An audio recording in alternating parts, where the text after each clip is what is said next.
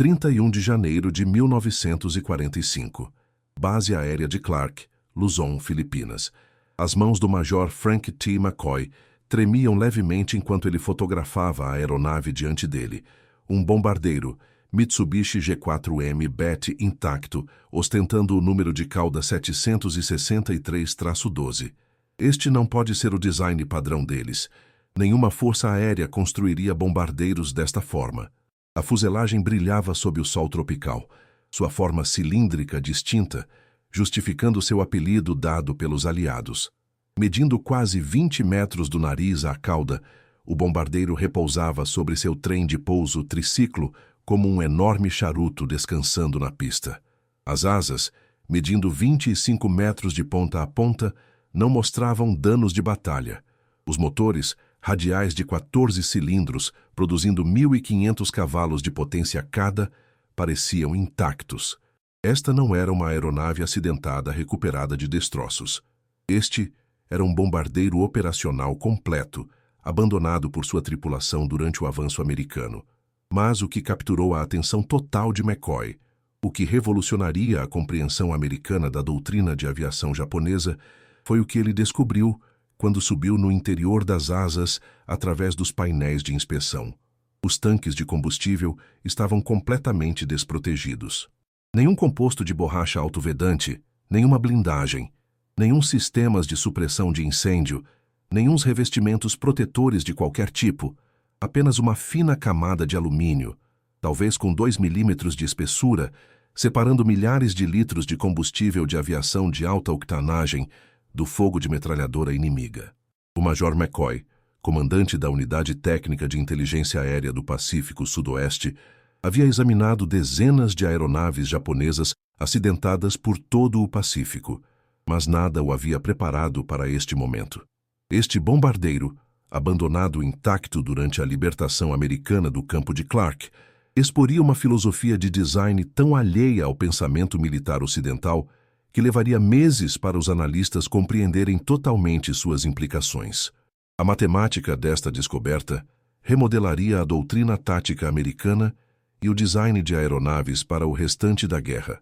Cada suposição que os pilotos americanos mantinham sobre as capacidades inimigas, sobre o preço que os engenheiros japoneses estavam dispostos a pagar pelo desempenho, sobre o valor que as forças imperiais davam à sobrevivência da tripulação, estava prestes a ser sistematicamente demolida pelas evidências contidas neste único exemplo imaculado do bombardeiro mais importante do Japão. A jornada para esta revelação havia começado 4 anos antes, em 8 de dezembro de 1941. Naquela manhã, enquanto a fumaça ainda subia de Pearl Harbor, 82 bombardeiros G4M e 26 bombardeiros G3M decolaram de bases em Formosa. Seu alvo era o próprio campo de Clark, a principal base aérea americana nas Filipinas. O ataque alcançou surpresa tática completa. Chegando às 12h35 da tarde, a formação japonesa voou a 20.000 pés, além do alcance das armas antiaéreas americanas. 27 bombardeiros da onda inicial lançaram 636 bombas sobre as pistas e instalações do campo de Clark. Momentos depois, caças Zero varreram ao nível da copa das árvores, suas metralhadoras destruindo cada aeronave que havia sobrevivido ao bombardeio. Das 17 fortalezas voadoras B-17 no solo, 12 foram destruídas imediatamente. Quase todos os caças P-40 Warhawk foram reduzidos a destroços em chamas. Em 45 minutos, o poder aéreo americano nas Filipinas havia sido efetivamente eliminado. O tenente James Harrington, um dos poucos pilotos americanos sobreviventes, assistiu de um abrigo antiaéreo enquanto a formação japonesa se retirava para o norte. O que me impressionou foi como eles entraram, ele escreveu mais tarde em seu relatório de combate. Formação perfeita, alta altitude totalmente além do nosso alcance. Então os caças desceram e nos despedaçaram. Não conseguimos colocar um único avião no ar, mas os próprios bombardeiros BET partiram intocados. Os poucos caças americanos que conseguiram decolar chegaram tarde demais, encontrando apenas o céu vazio. Os japoneses haviam demonstrado o alcance excepcional de seus bombardeiros, atacando de bases a 460 milhas de distância, uma façanha que nenhum bombardeiro americano poderia igualar naquele estágio da guerra. O primeiro ano de combate do Betty provaria ser devastadoramente eficaz. Em 10 de dezembro de 1941, apenas 2 dias após o ataque ao campo de Clark, 26 bombardeiros G4M juntaram-se aos bombardeiros G3M Nell, mais antigos no ataque à Força Z, uma força-tarefa naval britânica construída em torno do encouraçado HMS Prince of Wales e do cruzador de batalha HMS Repulse. O ataque começou aproximadamente às 12h20 da tarde. Os bombardeiros japoneses aproximaram-se em ondas coordenadas, seus ataques de torpedo executados com uma precisão que atordoou os observadores britânicos. Os bombardeiros Betty carregavam torpedos aéreos tipo 91, cada um pesando 840 kg com uma ogiva de 205 kg. Os torpedos foram projetados especificamente para operações em águas rasas, correndo em profundidades que podiam atingir navios mesmo em águas costeiras. Os ataques de torpedo concentraram-se nos 2 navios principais com uma precisão devastadora. O Prince of Wales, um encouraçado deslocando 43 mil toneladas e representando a mais nova geração do poder naval britânico, recebeu pelo menos 6 impactos de torpedo junto com danos de bombardeiros de altitude. As explosões subaquáticas abriram buracos enormes no casco do navio, e as inundações sobrecarregaram os esforços de controle de danos. O encouraçado começou a adernar severamente. Repulse, um cruzador de batalha construído durante a Primeira Guerra Mundial, mas modernizado na década de 1930, absorveu pelo menos 4 impactos de torpedo enquanto tentava evadir as aeronaves de ataque. O fogo antiaéreo do navio abateu várias aeronaves japonesas, mas não pôde impedir que os ataques coordenados de torpedo encontrassem seus alvos. O dano cumulativo provou ser fatal. Ambos os navios principais emborcaram e afundaram poucas horas após o ataque. O Prince of Wales afundou aproximadamente às 13h20. O Repulse seguiu aproximadamente às 13h33. 841 marinheiros britânicos morreram. Os sobreviventes foram resgatados por contratorpedeiros de escolta. O combate durou menos de 2 horas, desde o primeiro contato até o naufrágio final. Pela primeira vez na história naval, navios principais defendendo-se ativamente haviam sido afundados apenas pelo poder aéreo enquanto estavam em mar aberto. O bombardeiro G4M Betty havia alcançado o que os teóricos navais haviam debatido por décadas. A superioridade naval britânica nas águas asiáticas havia sido despedaçada em 90 minutos. Por todo o Teatro do Pacífico, durante o início de 1942, pilotos americanos e aliados encontraram bombardeiros Betty em cada grande combate. A aeronave parecia operar com impunidade, atingindo alvos em alcances que desafiavam a compreensão convencional. Eles atingiram Darwin, na Austrália, de bases a 1.500 milhas de distância, demonstrando um alcance que excedia a capacidade de qualquer bombardeiro aliado. Eles atacaram Port Moresby a partir de campos de pouso através das cadeias de montanhas da Nova Guiné, mantendo pressão sobre as posições aliadas em todo o sudoeste do Pacífico. Eles atacaram Guadalcanal a partir de Rabaul, uma distância superior a 600 milhas, projetando o poder aéreo japonês através de vastas extensões oceânicas. O alcance operacional do Betty deu às forças japonesas uma flexibilidade estratégica que os comandantes aliados lutavam para contra-atacar. Os caças americanos baseados em posições avançadas careciam de alcance para interceptar os bombardeiros Betty partindo de bases distantes. Os campos de pouso aliados sofreram ataques de bases japonesas que estavam elas próprias além do alcance de ataque aliado. A assimetria na capacidade de bombardeio significava que as forças japonesas podiam atacar à vontade, enquanto as forças aliadas lutavam para retaliar de forma eficaz. Esta vantagem persistiu durante os primeiros 6 meses da guerra. Os bombardeiros Betty participaram de virtualmente todas as operações ofensivas japonesas no Pacífico e no Sudeste Asiático. Eles atingiram alvos nas Filipinas, Malásia, Índias Orientais Holandesas, Nova Guiné e Ilhas Salomão. Eles apoiaram operações navais em todo o teatro. Eles realizaram missões de reconhecimento que excediam o alcance de qualquer aeronave aliada. O Betty tornou-se o símbolo do alcance e da eficácia do poder aéreo japonês. Mas a vantagem dependia inteiramente da oposição limitada de caças aliados. Quando as formações de Betty podiam atacar sem interceptação, quando podiam aproximar-se dos alvos em alta altitude, além do alcance antiaéreo, quando podiam entregar armamentos e partir antes que os caças chegassem, a aeronave era devastadoramente eficaz.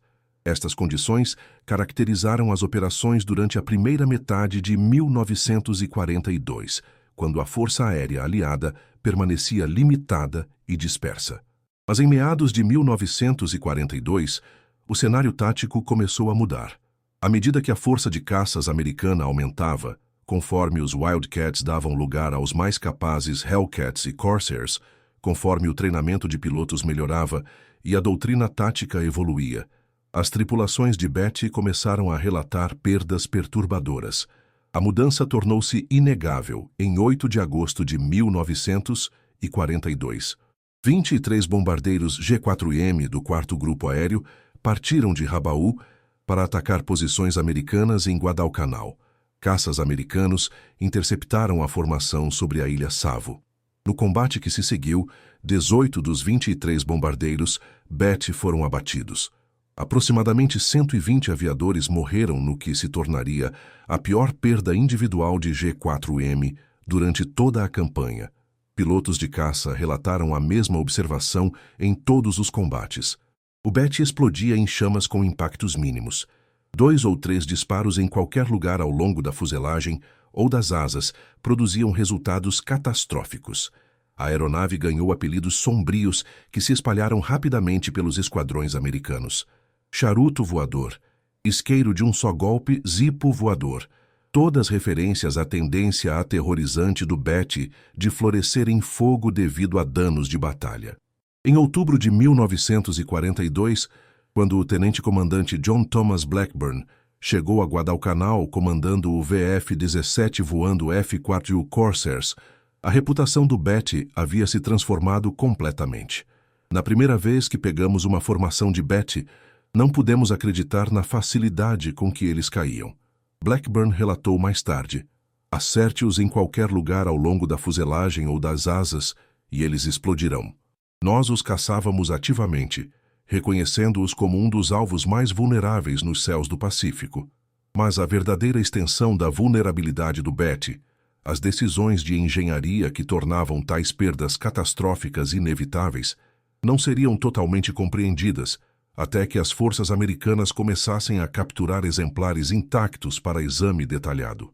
O primeiro avanço significativo de inteligência ocorreu em novembro de 1942, quando as forças australianas invadiram os campos de pouso japoneses em Buna, na Papua Nova Guiné.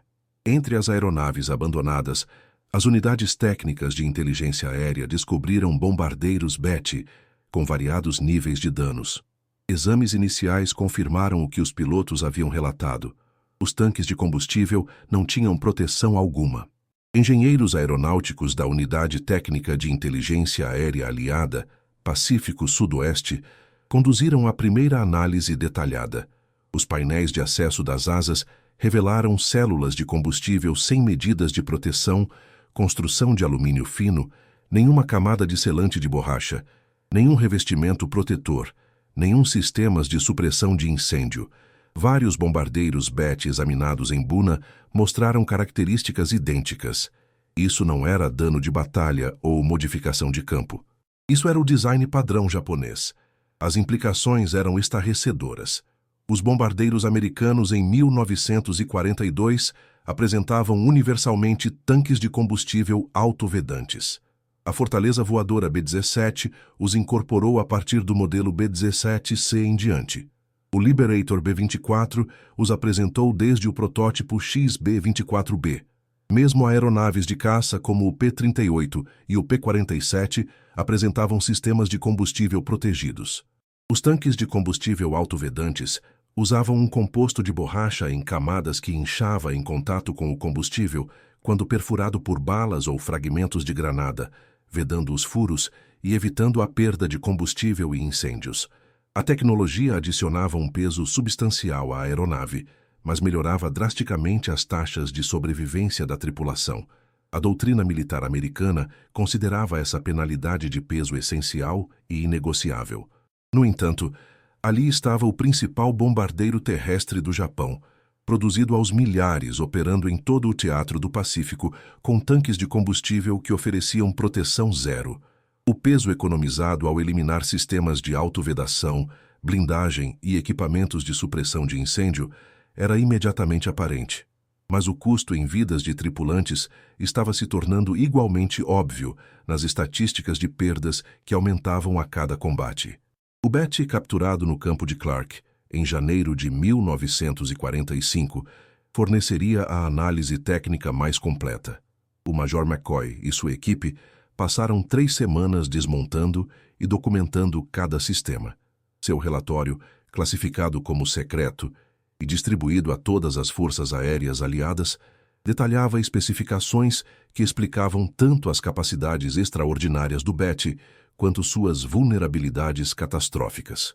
As especificações do modelo 1 do G4M revelaram uma aeronave otimizada impiedosamente para alcance e velocidade. Peso vazio de 6.741 kg. Notavelmente leve para um bombardeiro do seu tamanho. Peso máximo de decolagem de 9.500 kg.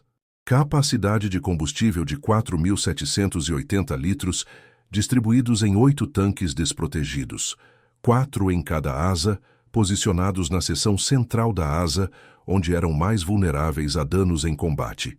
Velocidade máxima de 428 km por hora, ou aproximadamente 265 milhas por hora. Alcance máximo de 6.034 km, excedendo 3.700 milhas. Teto de serviço de 8.500 metros. Complemento de tripulação de 7 membros, incluindo piloto, copiloto, navegador, bombardeador, operador de rádio e 2 artilheiros. O design do sistema de combustível era particularmente revelador. Os 8 tanques estavam organizados em 4 grupos de 2 posicionados ao longo do eixo longitudinal da asa, onde a asa se juntava à fuselagem. Este posicionamento maximizava a capacidade de combustível ao utilizar a porção mais espessa da estrutura da asa, mas também posicionava os tanques diretamente na trajetória do fogo inimigo durante o combate. Qualquer ataque pela lateral ou por baixo atingiria inevitavelmente os tanques de combustível. A construção de alumínio não oferecia proteção. A ausência de compostos autovedantes significava que mesmo pequenas perfurações vazariam combustível continuamente. Os engenheiros americanos calcularam que o peso economizado ao eliminar os sistemas de proteção excedia 500 kg por aeronave. Esta economia de peso traduzia-se diretamente em capacidade adicional de combustível e alcance estendido, mas o custo em vulnerabilidade era igualmente calculável. Relatórios de combate mostravam que bombardeiros Betty, atingidos em qualquer lugar na área da asa, explodiam com quase certeza. Os tanques desprotegidos criavam o que os engenheiros chamavam de um ponto crítico de falha, um sistema único, cuja destruição garantia a perda de toda a aeronave. Esses números contavam a história das escolhas de design feitas em setembro de 1937, quando a Marinha Japonesa emitiu os requisitos que definiriam toda a existência do G4M. Velocidade máxima de 398 km por hora. Altitude de cruzeiro de 3.000 metros. Alcance de 4.722 km sem carga, ou 3.700 km, carregando 800 kg de bombas ou torpedos. Os requisitos refletiam a estratégia naval japonesa no final da década de 1930. O Império do Japão estendia-se por vastas distâncias do Pacífico. As bases navais eram separadas por milhares de quilômetros de oceano. A Marinha precisava de bombardeiros capazes de atingir posições inimigas muito além do alcance das aeronaves de porta-aviões. Bombardeiros que pudessem operar de bases terrestres para apoiar operações navais em todo o teatro. Os bombardeiros japoneses existentes ficavam muito aquém desses requisitos. O bombardeiro Neo G-3M, então em serviço, tinha um alcance máximo de aproximadamente 3.000 quilômetros. Bombardeiros americanos como o B-17 tinham um alcance ainda mais limitado em suas variantes iniciais. Nenhum bombardeiro em serviço em qualquer lugar do mundo, em 1937, conseguia atingir alvos nas distâncias que os planejadores japoneses previam. Os requisitos da Marinha não eram arbitrários. Eles foram calculados com base nas distâncias que as forças japonesas precisariam cobrir em qualquer conflito futuro no Pacífico. De Formosa às Filipinas, 460 milhas. De Rabaul a Guadalcanal, 600 milhas. Das ilhas natais japonesas a alvos potenciais em todo o Pacífico, milhares de milhas. O bombardeiro que pudesse atender a esses requisitos daria ao Japão um alcance estratégico que nenhuma outra nação possuía. Mas os requisitos também refletiam suposições sobre a guerra futura que provariam estar catastroficamente erradas. Os planejadores japoneses assumiram que a surpresa e a iniciativa forneceriam proteção para bombardeiros de longo alcance. Eles assumiram que a oposição de caças inimigos seria limitada pelo alcance e números. Eles assumiram que a guerra seria decidida rapidamente antes que a capacidade industrial inimiga pudesse gerar uma força esmagadora. Cada suposição provaria ser falsa. O homem encarregado de alcançar o impossível foi Kiro Honjo, que liderou a equipe de design da Mitsubishi após assumir o lugar de Joji Hattori. Honjo havia estudado design de bombardeiros na Junkers, na Alemanha, durante o início da década de 1930, absorvendo princípios de engenharia aeronáutica europeus e técnicas de fabricação antes de retornar ao Japão. Ele compreendeu imediatamente que atender aos requisitos da Marinha exigiria compromissos que as forças aéreas ocidentais jamais aceitariam. Honjo reuniu uma equipe de engenheiros nas instalações da Mitsubishi em Nagoya para enfrentar os desafios de design. A equipe analisou cada aspecto do design do bombardeiro, calculando orçamentos de peso para cada componente e sistema. Eles estudaram bombardeiros existentes de várias nações, identificando onde o peso poderia ser reduzido sem comprometer a integridade estrutural. Eles experimentaram novas técnicas de construção e materiais que poderiam oferecer economia de peso. A matemática era brutalmente simples. Para alcançar o alcance exigido, a aeronave precisava de uma capacidade de combustível massiva. Cada litro de combustível de aviação pesava aproximadamente 0,8 kg. 4.780 litros de combustível significavam aproximadamente 3.800 kg de peso de combustível em carga total. Para alcançar a velocidade exigida com esta carga de combustível, a aeronave precisava de peso mínimo. Cada quilograma adicionado ao peso vazio reduzia o alcance ou a capacidade de carga útil. Esses dois requisitos existiam em oposição direta. Combustível era pesado. Sistemas de proteção eram pesados.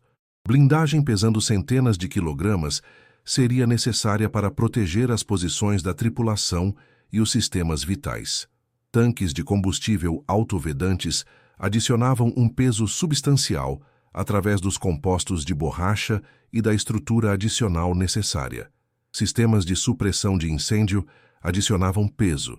Medidas de segurança redundantes adicionavam peso. O peso cumulativo de uma proteção adequada impediria o alcance do desempenho exigido. Honjo tomou a decisão que definiria o G4M durante toda a sua vida útil. A proteção seria sacrificada pelo desempenho. Os tanques de combustível seriam de construção de alumínio desprotegida, sem compostos autovedantes, sem blindagem ao redor das células de combustível, sem sistemas de supressão de incêndio, além de extintores básicos, sem medidas de segurança redundantes. Cada quilograma economizado seria investido em capacidade de combustível, alcance e no atendimento às especificações de desempenho da Marinha. A decisão não foi tomada de ânimo leve. Honjo compreendia os riscos.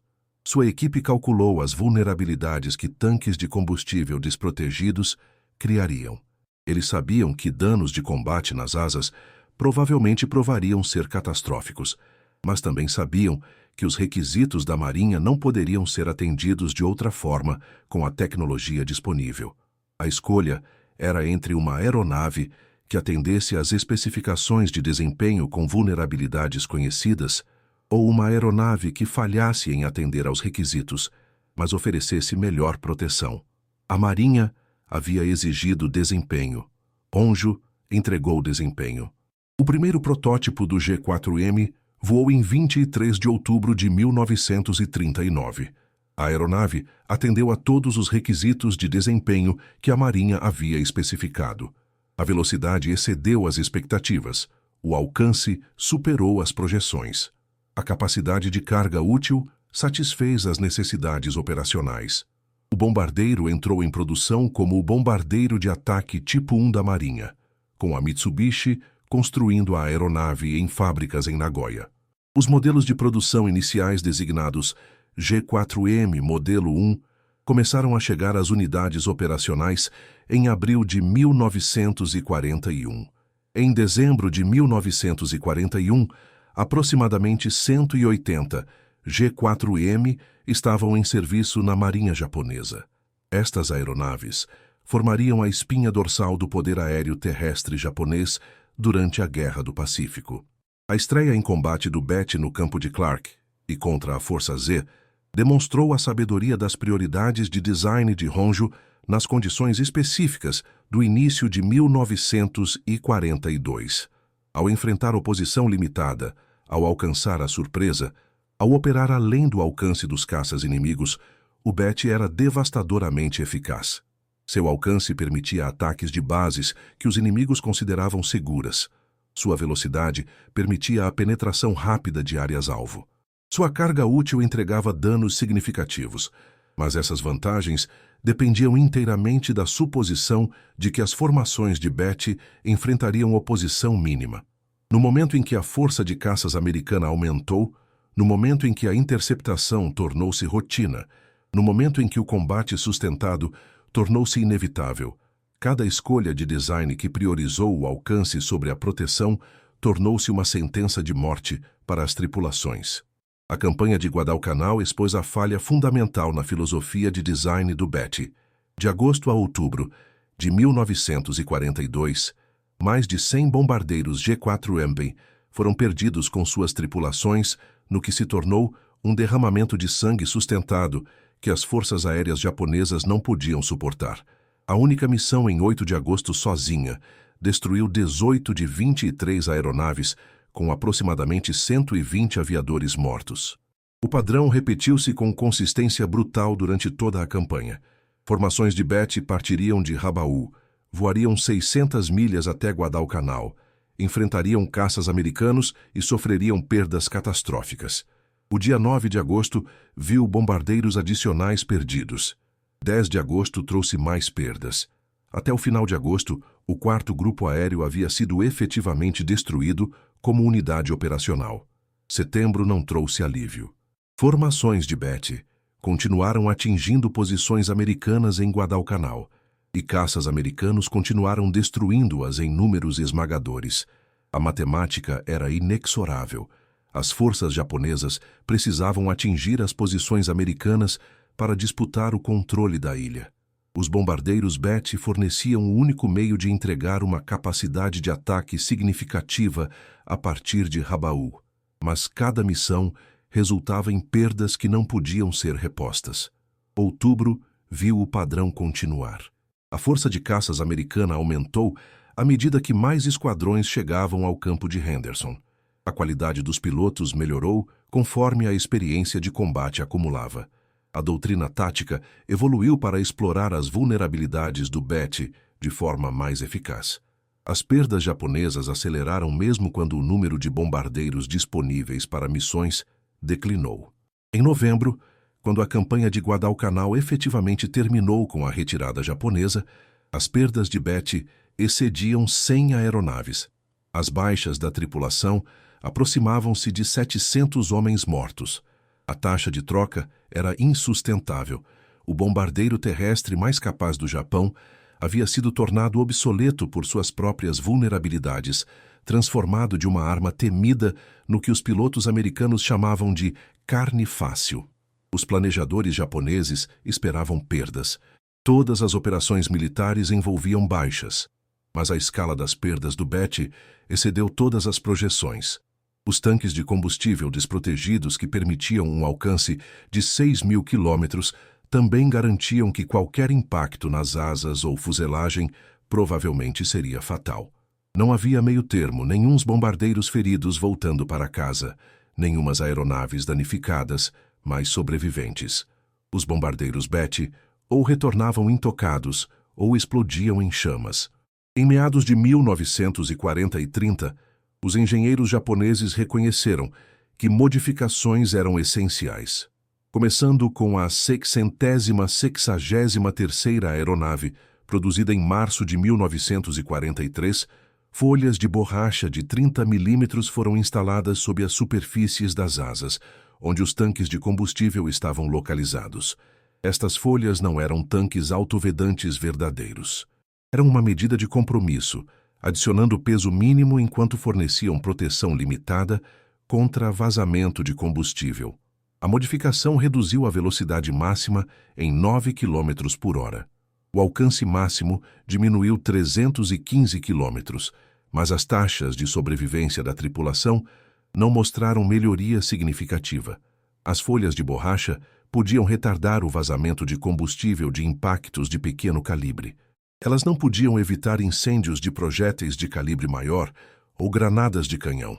Elas não podiam impedir explosões quando munições traçantes incendiavam o vapor de combustível. A vulnerabilidade fundamental permaneceu inalterada. Os designers japoneses tentaram uma proteção mais abrangente com o modelo 3 do G4M, introduzido em outubro de 1944. Esta variante apresentava tanques de combustível autovedantes reais com capacidade reduzida para 4.490 litros para acomodar o material bloqueador de vazamentos. A modificação reduziu o alcance máximo para 3.640 quilômetros, uma perda de mais de 2.000 quilômetros em comparação com o modelo 1 original do G4M. Aproximadamente 60 aeronaves do modelo 3 do G4M foram produzidas até o fim da guerra. A modificação veio tarde demais e em números limitados demais para afetar o histórico de combate do Betty. No final de 1944, a superioridade aérea americana era tão completa que nenhum nível de proteção de tanque de combustível teria permitido que os bombardeiros Betty operassem de forma eficaz. O resultado da guerra já havia sido determinado. A vulnerabilidade do Betty tornou-se tão notória que as forças americanas começaram a usar a aeronave de formas que destacavam os perigos enfrentados pelas tripulações japonesas. Em 18 de abril de 1943, o bombardeiro Betty tornou-se o instrumento da morte do almirante Isoroku Yamamoto, em um combate que demonstrou tanto as capacidades de inteligência de sinais americana quanto as fraquezas fatais da aeronave. Decifradores americanos interceptaram comunicações japonesas indicando que Yamamoto voaria de Rabaul para Bougainville em 18 de abril. O almirante viajaria a bordo de um bombardeiro G4M com uma escolta de caças. 18 P-38 Lightnings do 339º Esquadrão de Caça foram designados para interceptar o voo. Embora apenas 16 tenham realmente voado a missão, após uma aeronave estourar um pneu na decolagem e outra sofrer falhas nos tanques descartáveis. A missão exigia uma precisão extraordinária. Os P-38 voariam mais de 400 milhas na altura da crista das ondas para evitar a detecção por radar, navegariam através do oceano aberto sem pontos de referência e chegariam exatamente no ponto de interceptação calculado no tempo, exatamente calculado. Qualquer erro na navegação, qualquer desvio no tempo, resultaria em fracasso da missão. A interceptação tinha que ocorrer dentro de uma janela estreita, quando a aeronave de Yamamoto estivesse vulnerável. Os P-38 partiram de Guadalcanal às 07h25. Eles voaram a 50 pés acima do oceano por mais de 400 milhas, mantendo estrito silêncio de rádio. A navegação foi por estimativa e tempo. A formação chegou ao ponto de interceptação calculado com uma precisão que se tornaria lendária na história da aviação. Às 09h34, exatamente no horário e exatamente 1 minuto antes do tempo de interceptação calculado, os P-38 avistaram a formação de Yamamoto, 2 bombardeiros BET voando em baixa altitude com 6 caças Zero como escolta. O capitão Thomas Lanphier e o primeiro-tenente Rex Barber romperam com a formação para atacar os bombardeiros, enquanto outros P-38 continham os caças Zero. Barber atacou o BET líder que carregava o almirante Yamamoto. O bombardeiro recebeu impactos na área da asa, onde os tanques de combustível desprotegidos estavam localizados. A aeronave explodiu em chamas e caiu na selva. O corpo de Yamamoto foi recuperado no dia seguinte. Ele havia sido morto por ferimentos sofridos durante a queda. O segundo bombardeiro BET também caiu, matando todos a bordo. A operação demonstrou múltiplos aspectos da superioridade aliada. A inteligência de sinais americana havia interceptado e decodificado comunicações japonesas. O planejamento americano havia calculado o tempo de interceptação com precisão de 1 minuto, ao longo de 400 milhas de oceano. Os caças americanos haviam executado a missão perfeitamente, apesar dos desafios extraordinários de navegação. E as vulnerabilidades dos bombardeiros BET garantiram que a interceptação bem-sucedida fosse fatal. Não havia possibilidade de o bombardeiro de Yamamoto sobreviver uma vez sob ataque. Os tanques de combustível desprotegidos garantiram que qualquer dano fosse catastrófico. A vulnerabilidade do BET alcançou sua demonstração mais dramática em 21 de março de 1945. 18 bombardeiros G-4M decolaram da base aérea de Canoia, cada um carregando uma bomba de foguete MX-7 Oka sob sua fuselagem. O Oka era uma aeronave pilotada movida a foguete com uma ogiva de 1.200 kg, projetada para ataques kamikaze contra navios americanos. A missão exigia que os bombardeiros BET voassem até 20 quilômetros de seus alvos, antes de liberar a aeronave Oka. O piloto do Oka, então, acionaria o motor de foguete e mergulharia a velocidades superiores a 650 km por hora em direção aos navios americanos. Os 1.200 kg de explosivos da ogiva destruiriam qualquer embarcação que atingisse, mas a missão dependia inteiramente de os bombardeiros BET sobreviverem o suficiente para alcançar o alcance de lançamento. A formação partiu de Canoia, aproximadamente às 14h30. Os 18 bombardeiros G-4M voaram em formação fechada, com escolta de caças em direção às forças navais americanas, perto de Okinawa. Cada bombardeiro carregava uma arma Oka sob sua fuselagem, adicionando peso e arrasto substanciais que reduziam a velocidade e a manobrabilidade. Os bombardeiros estavam ainda mais vulneráveis do que o normal, incapazes de evadir ou manobrar de forma eficaz enquanto carregavam as cargas de Oka. O radar americano detectou a formação a aproximadamente 100 milhas de distância. Caças F-6F Hellcat, do USS Hornet, foram enviados para interceptar. Os Hellcats alcançaram a formação japonesa bem antes dela se aproximar do alcance de lançamento das armas Oka. No combate que se seguiu, os caças americanos sistematicamente destruíram toda a formação. Os bombardeiros BET, já vulneráveis sob circunstâncias normais, mostraram-se completamente indefesos enquanto carregavam as armas Oka. O peso adicional impediu manobras evasivas.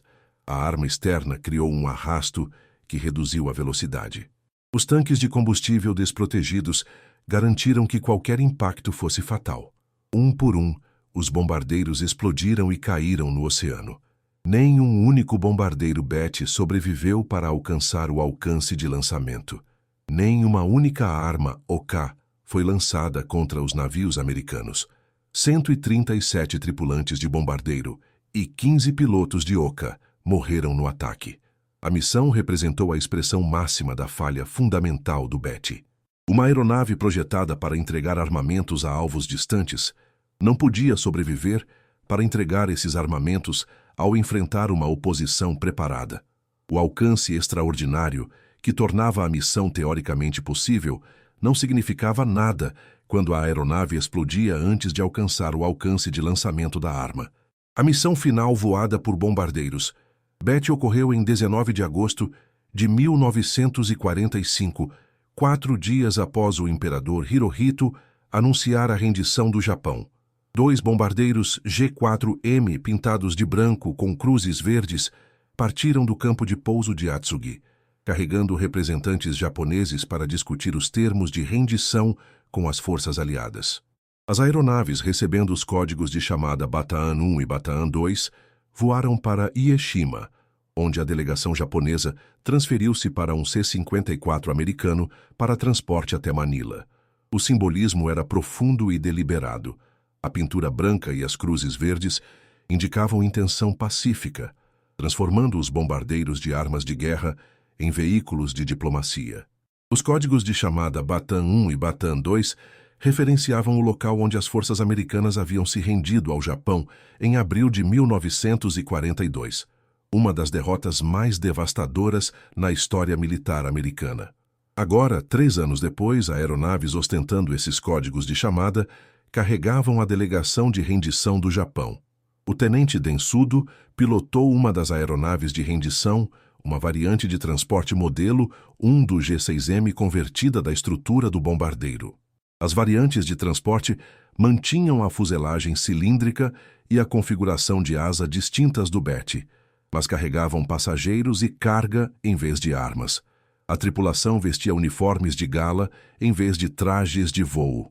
A aeronave não carregava armas, munição ou qualquer equipamento militar além do necessário para o voo. O voo de Atsugi para Hieshima cobriu aproximadamente 1.000 quilômetros, bem dentro do alcance do Betty, mesmo na configuração de transporte. Caças americanos escoltaram os bombardeiros Betty brancos durante todo o voo, garantindo que permanecessem no curso prescrito.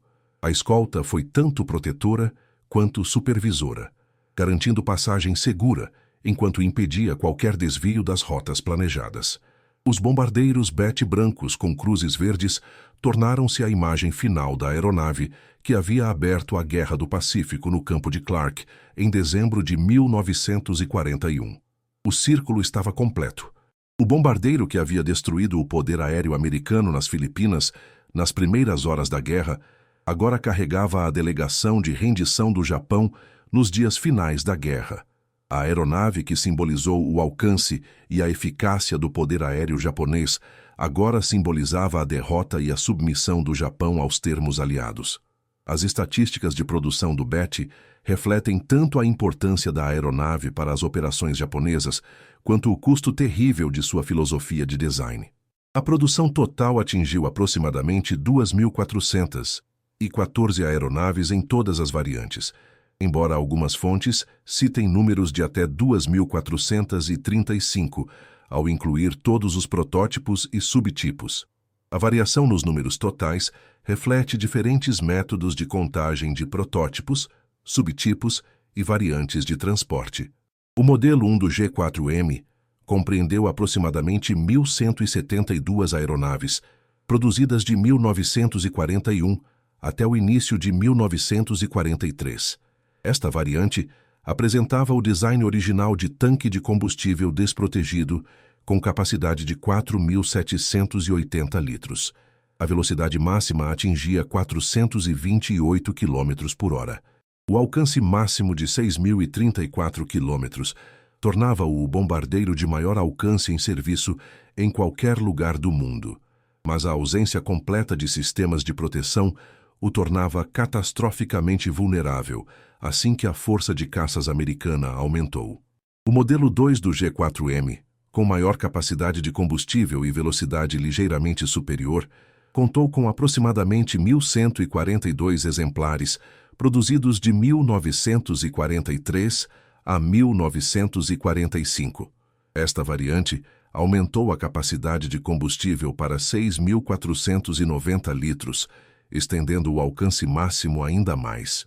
A velocidade máxima aumentou ligeiramente, para 437 km por hora, mas o modelo 2 manteve a vulnerabilidade fundamental dos tanques de combustível desprotegidos. As modificações melhoraram o desempenho sem abordar a capacidade de sobrevivência.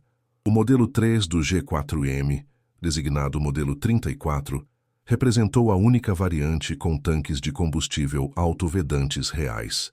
A produção começou em outubro de 1944, mas apenas 60 a 91 aeronaves foram concluídas até o fim da guerra, dependendo da fonte. Os tanques autovedantes reduziram a capacidade de combustível para 4.490 litros para acomodar o material bloqueador de vazamentos.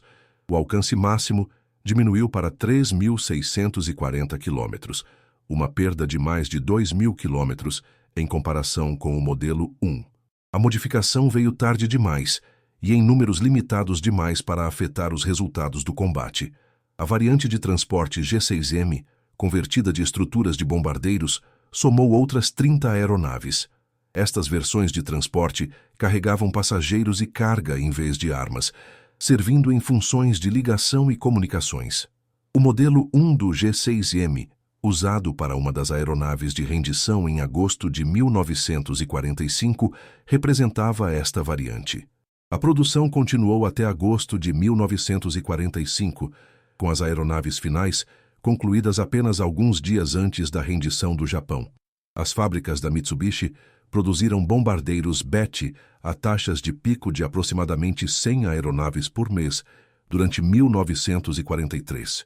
A produção diminuiu em 1944 e 1945, à medida que o bombardeio aliado interrompia a indústria japonesa e os recursos eram desviados para a produção de caças para a defesa da pátria. Esses números de produção fizeram do BET um dos bombardeiros mais numerosos do Japão, superado apenas por alguns tipos de caça na produção total. Ao longo de 4 anos de guerra, a Mitsubishi entregou aproximadamente 2.400 aeronaves às unidades da Marinha Japonesa em todo o Teatro do Pacífico. Os bombardeiros serviram em cada grande campanha, participaram de cada combate naval significativo e atingiram alvos em distâncias, abrangendo milhares de quilômetros. Mas as estatísticas de produção contam apenas parte da história. As taxas de perda contam o restante. Poucos bombardeiros BET sobreviveram até o final da guerra. A esmagadora maioria foi destruída em combate, consumida pelos incêndios que os tanques de combustível desprotegidos tornavam inevitáveis. Em agosto de 1945, quando o Japão se rendeu, apenas um punhado de bombardeiros BET operacionais permanecia em serviço. As aeronaves que somavam centenas em 1942 foram reduzidas a dezenas por um desgaste que nenhuma quantidade de produção poderia substituir. As estatísticas de baixas entre as tripulações de BET foram similarmente devastadoras, embora os números exatos permaneçam difíceis de verificar a partir dos registros disponíveis. O que é certo é que milhares de tripulantes japoneses morreram em bombardeiros BET, suas mortes tornadas quase inevitáveis pelas vulnerabilidades fundamentais da aeronave. Os tanques de combustível desprotegidos criaram condições onde a sobrevivência dependia inteiramente de evitar danos de combate. Uma vez atingidos, os bombardeiros BET raramente sobreviviam. Uma vez em chamas, eles nunca sobreviviam. As tripulações compreendiam essas probabilidades e voavam de qualquer maneira porque a disciplina militar e os valores culturais exigiam que aceitassem os riscos independentemente das consequências. As tripulações de BET sobreviventes foram unânimes em sua avaliação. Os tanques de combustível desprotegidos da aeronave tornavam a sobrevivência uma questão de pura sorte. Nenhuma quantidade de habilidade, nenhuma inovação tática, nenhuma coragem poderia compensar a vulnerabilidade fundamental construída em cada G4M. O ex-oficial de voo, Masao Sato, que completou 28 missões de combate antes de ser transferido para funções de treinamento, ofereceu o resumo mais direto. O BET era uma aeronave magnífica que nos pedia para morrer pelo seu alcance.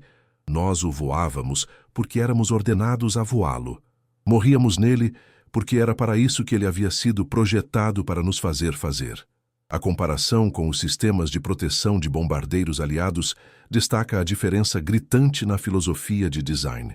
A fortaleza voadora B-17 apresentava blindagem, protegendo os assentos do piloto e copiloto, com placas de aço variando de 0,3 a 0,31 polegadas de espessura. Anteparas blindadas protegiam as posições da tripulação por toda a fuselagem. A posição do bombardeador apresentava vidro blindado.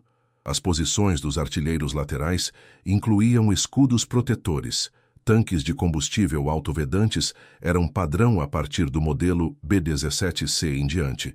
Introduzido em 1941, o B-25 Mitchell incorporou proteção abrangente similar. Os assentos do piloto e copiloto apresentavam reforço blindado. Os tanques de combustível incluíam compostos autovedantes desde o início da produção.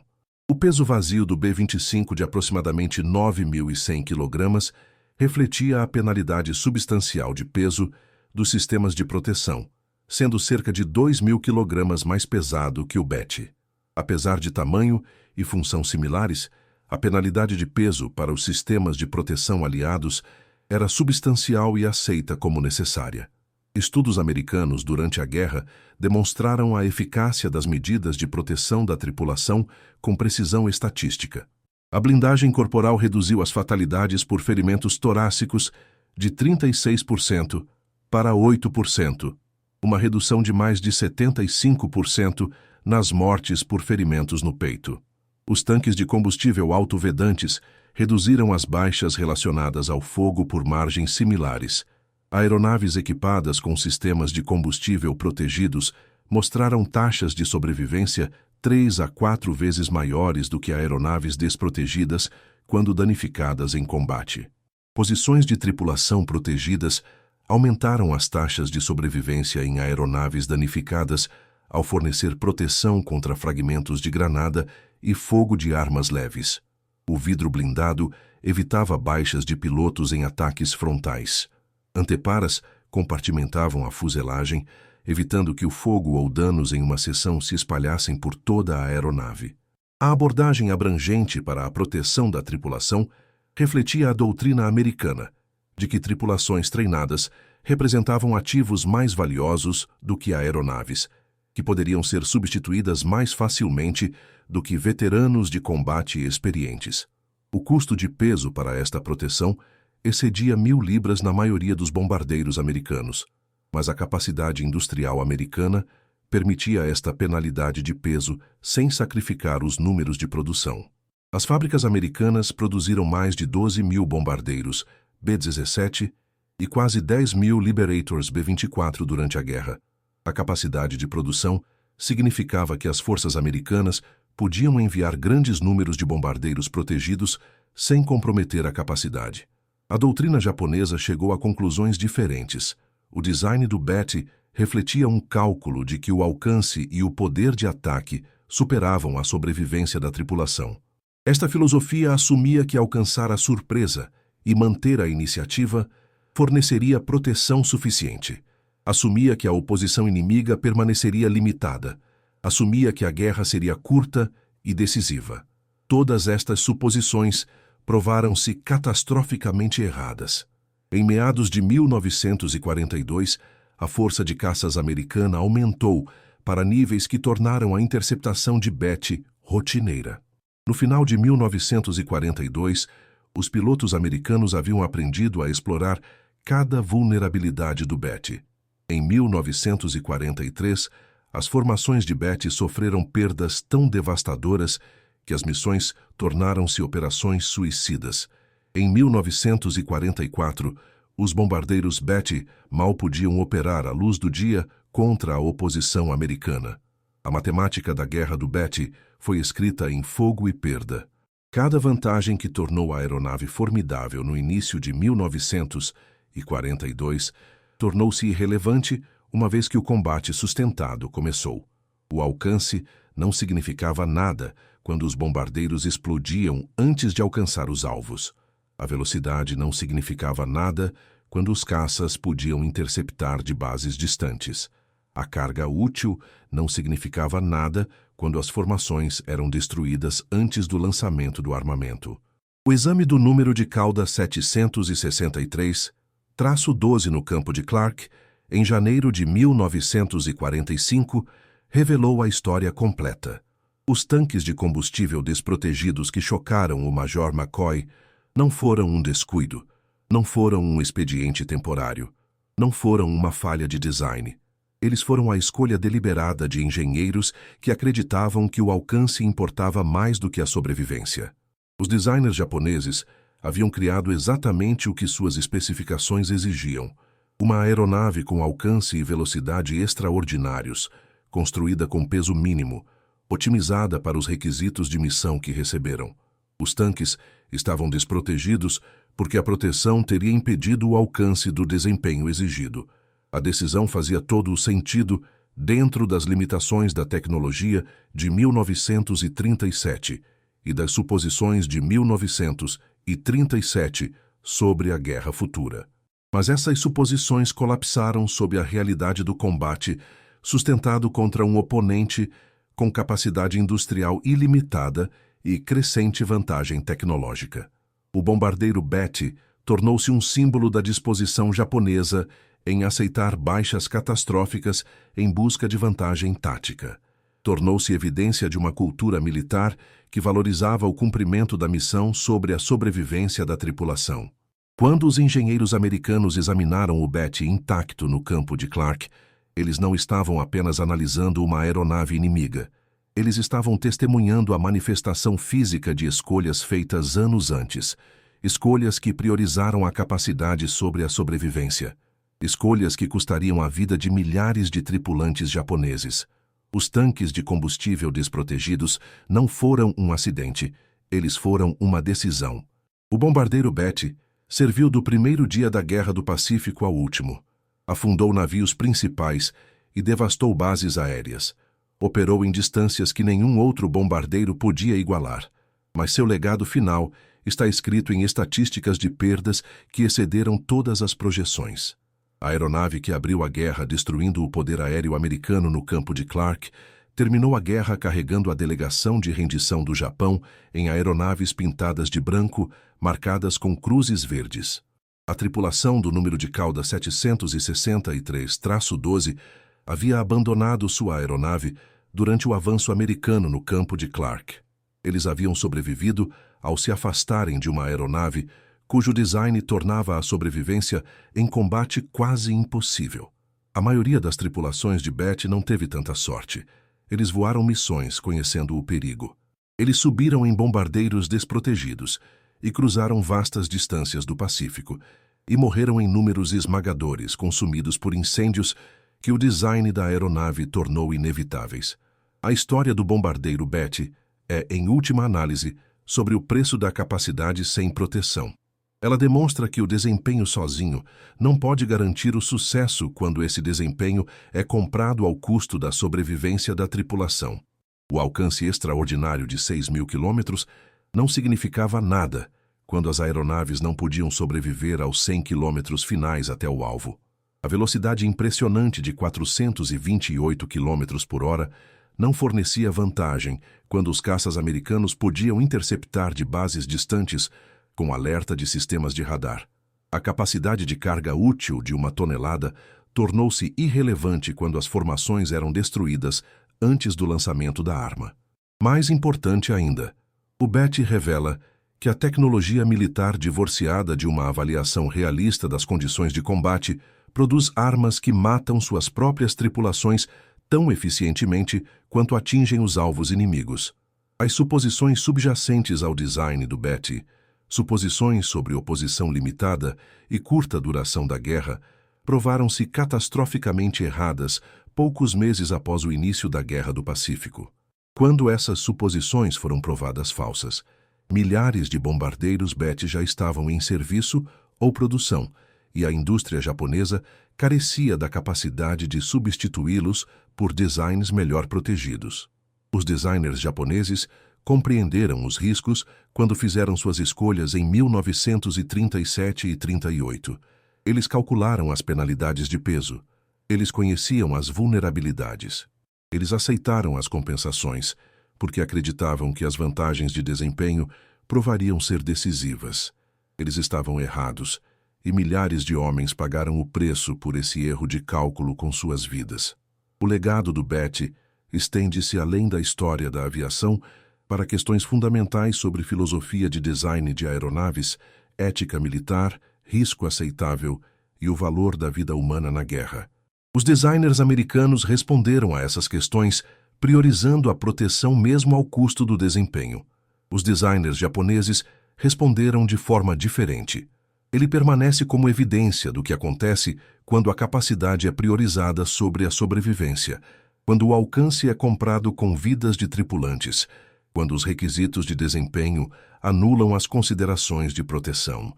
Os milhares de bombardeiros Betty em chamas pelo céu do Pacífico marcaram as consequências dessa diferença filosófica, revelando a diferença fundamental entre como diferentes nações abordaram a guerra no Pacífico. As forças americanas projetaram aeronaves para trazer as tripulações para casa. As forças japonesas projetaram aeronaves para atingir alvos independentemente do custo. No final, a nação que valorizou a sobrevivência da tripulação construiu uma força aérea que podia sustentar operações indefinidamente. A nação que aceitou baixas catastróficas por vantagens de desempenho construiu uma força aérea que se destruiu através do desgaste. O exame do número de cauda 763-12 no campo de Clark forneceu a prova final do que as forças aliadas suspeitavam há anos. O bombardeiro Betty não foi mal projetado. Ele foi brilhantemente projetado para alcançar objetivos específicos. Esses objetivos simplesmente não incluíam trazer as tripulações japonesas de volta vivas. E nesse único fato reside toda a história de por que o Japão perdeu o Pacífico.